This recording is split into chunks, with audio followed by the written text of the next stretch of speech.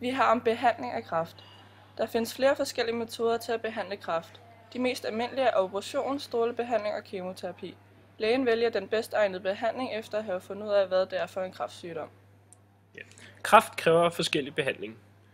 Kræft er mange forskellige sygdomme, og derfor får alle kræftpatienter ikke den samme behandling.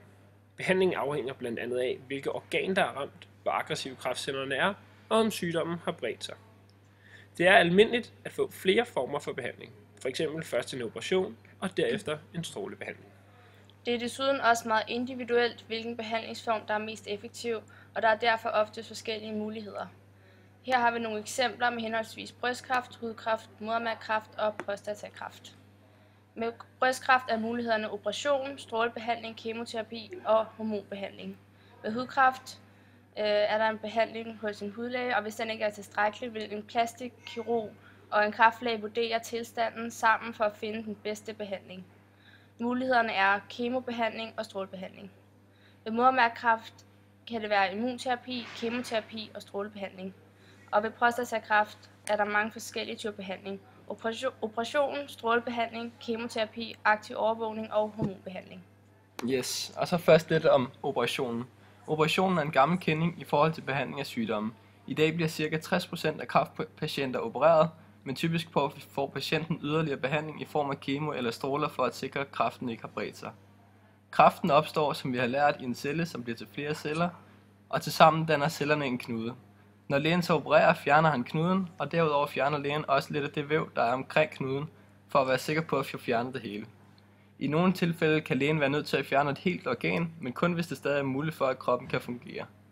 Man kan eventuelt indsætte et nyt organ, men det kræver, at man svækker immunforsvaret. Hvis man for eksempel får transplanteret en ny lunge, skal man nemlig have svækket immunforsvaret med medicin. Og det er nødvendigt for at undgå, at kroppen afstøder, altså siger nej tak til den nye lunge. Men hvis man får svækket immunforsvaret, vil kræftsygdommen bedre kunne vokse, uden immunsystemet griber ind. Så det er risikabelt.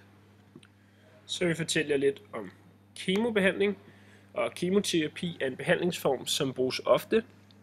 Kemoterapi er den behandlingsform, som fører til hårtab, og derfor er det meget nemt at genkende en kræftramt, der har fået kemoterapi. Kemoterapi er egentlig bare en celledræbende væske, som man sprøjter direkte ind i blodet. Og den her proces, den rammer alle celler, men specielt de kræftsyge celler. Derfor er det en god behandling for kræftsyge, som har spredt sig til flere steder i kroppen, at man for eksempel bruger kemoterapi til behandlingen af leukemi. Så vil vi fortælle om strålebehandling. Strålebehandling har til formål at ødelægge kræftceller samtidig med, at det normale væv i størst mulig omfang bliver bevaret. Ved strålebehandling benyttes røntgenstråler med meget høj energi, så strålerne på den måde kan trænge igennem menneskets væv, så områderne kan behandles dybt inde i kroppen. Ved strålebehandling ligger du alene i behandlingsrummet, mens personalet skal se dig på en skærm. Du føler ingen smerte under behandlingen, og ved hver behandling skal du ligge på præcis samme måde. For at vide præcis, hvor strålerne skal ramme, skal du inden din strålebehandling have foretaget en CT-scanning.